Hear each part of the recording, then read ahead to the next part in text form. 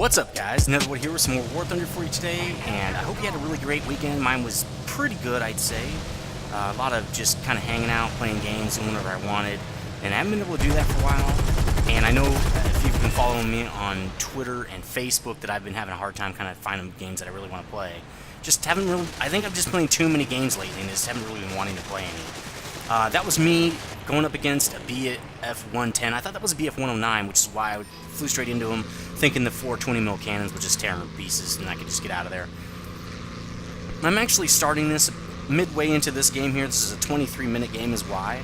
I didn't want to really show. The first parts are kind of boring. A lot of kill assists, me trying to unlock everything on my bow fighters. But then I hop into my trusty D520. I know you guys have seen this a lot.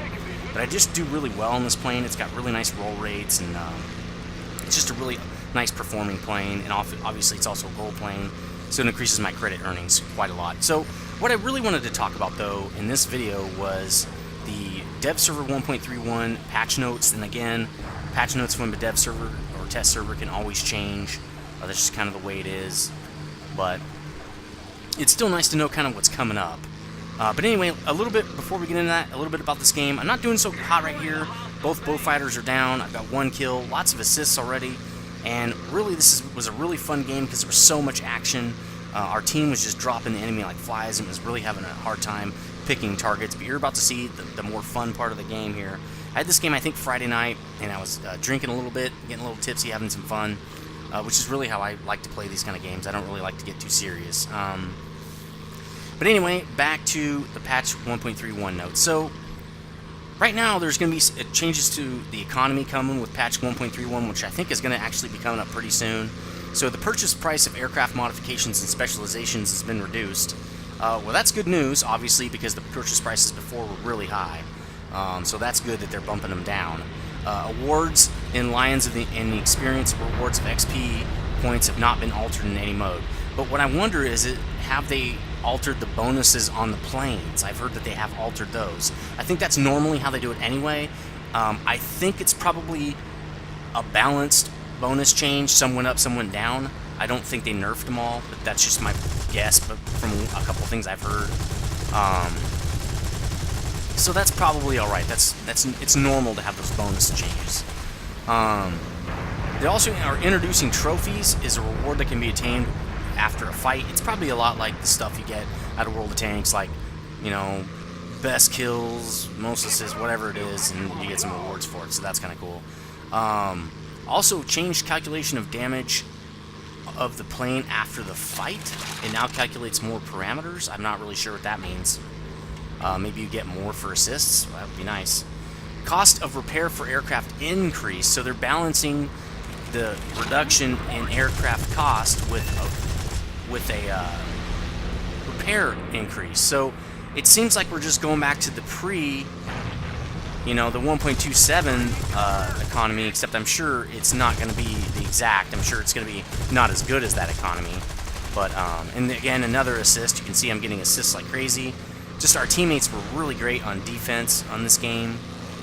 This was a really fun team to fly with. We were all over the enemy. They couldn't get anywhere near our base, which was great. But anyway, so it sounds like the economy, I'm not expecting a huge change. I would expect, hopefully, it's going to be a little easier to level up. Because personally, I have so many nations and so many planes that I don't auto-repair the planes that I fly anyway. I don't play this game, 4 or 5 hours a night. I generally play for like a couple hours if I do play, and I might get through the doubles on 2 or 3 nations, but I don't even repair the planes. If one of my planes is out of action, I just go to a different nation. So, again, I like to play all the planes. I don't really have specific fun planes that I play, and then if those are not available, I don't play. I don't do it like that. So, this guy taking a long time to destroy because my cannons were out. So anyway, on fire here, really bad fire here on my wings. Mainly, it looks like the engine's on fire, but I'm not seeing a lot of engine damage here. Well, there's some now, and the fuselage. And I'm going to try to land it. Coming in really squirrely here, but I don't really have a lot of time before I get destroyed. It'll just say, aircraft destroyed. So I'm coming in with no gear, just trying to put it down real soft, and boom, aircraft destroyed. Except I can repair it. Yes! And the bombs miss. So really lucky landing right there. Now that does count as a death. The cool thing is I get my plane back as long as I can wait 1.5 minutes here. So we're just going to wait that out because we got stuff to talk about anyway. I thought maybe I was going to kill on the runway, but I was like, hey, well, you'll see in a sec. So watch the chat for a little while. So anyway, some cool changes to the economy. Hopefully that actually helps for the better. If it totally balances out, then it's not going to help that much. Again, for those people who don't repair their planes a lot, this will help. I don't ever repair mine, so that's fine. Again, I'm still pretty low tier, and my planes get repaired in, an hour. So when it's a day or 2 days, it might affect me, but I'm not really sure up to this point. They're also releasing clans. Clan support will be coming in. That's really awesome. It's going to cost 2,500 gold eagles to start a squadron. I think a squadron is a clan, quote unquote. I'm not positive on that. I thought maybe it was like a part of a clan or something. I think that squadron is just the name of their clan system. You can have up to 128 people.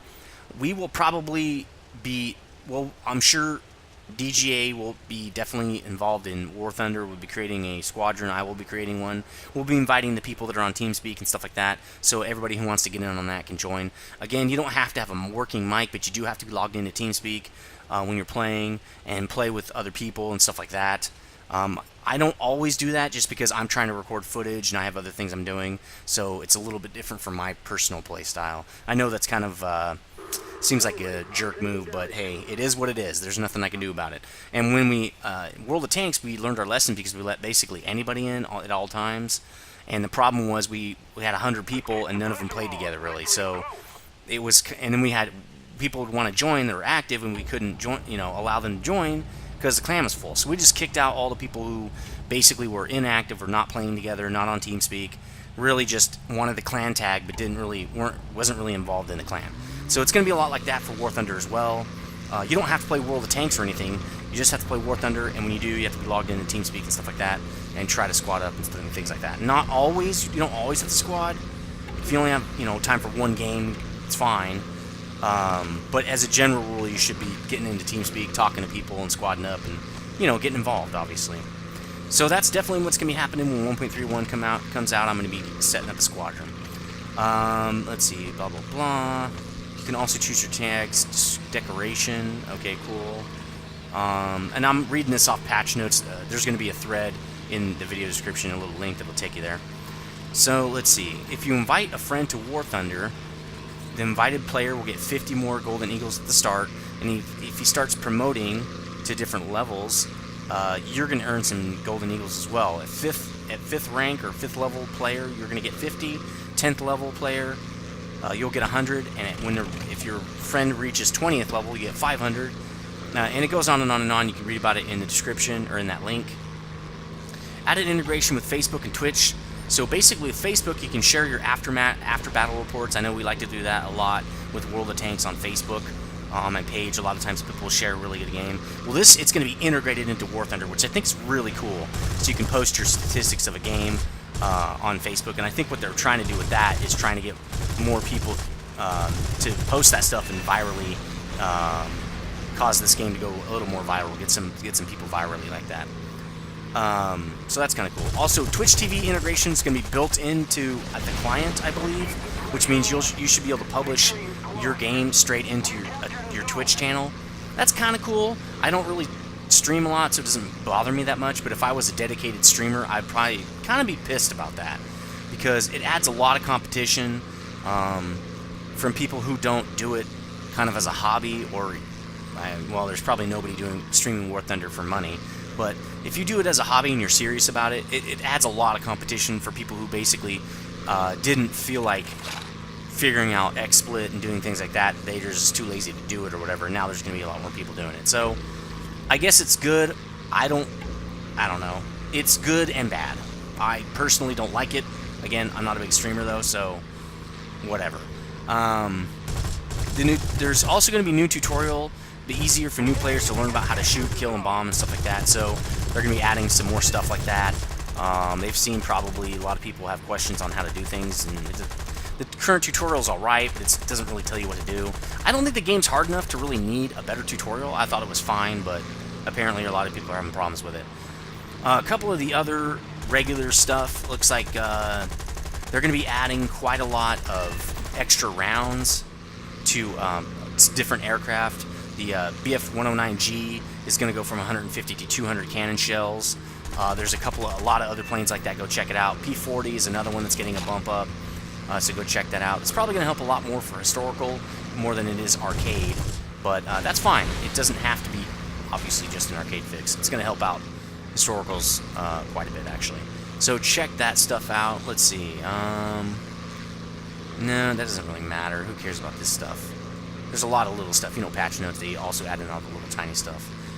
Reworked damage model on all aircraft. They don't really clarify that. Clarified material structure elements and units. Okay. So they probably... Whoa, I knew he was going to rocket me, so I was ready to get out of there at the moment's notice. Just wanted to try to get some shots into him. A lot of times you can hit the pilot doing that. As you can see, we're all over this guy. We're not letting this guy get anywhere. Another kill assist. I've gotten like a million of them. You're going to see when this thing's done. But anyway, they're basically, I think, adjusting damage models to be more in tune with the materials that the airplane was built out of. Now, one of the things I'm really going to be watching is going to be the yaks, because the yaks were mainly made out of wood, and so since they're mainly made out of wood, they should be very fragile, not like the, what was it, lumberjack is one of the funny sayings going around about the Yak 9T. It can cut down trees and stuff and basically still fly. So we'll see how that works.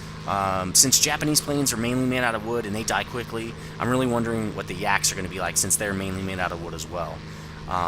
So that's going to be interesting to see. Refined work on the fire prevention systems. So basically, inflating neutral gases.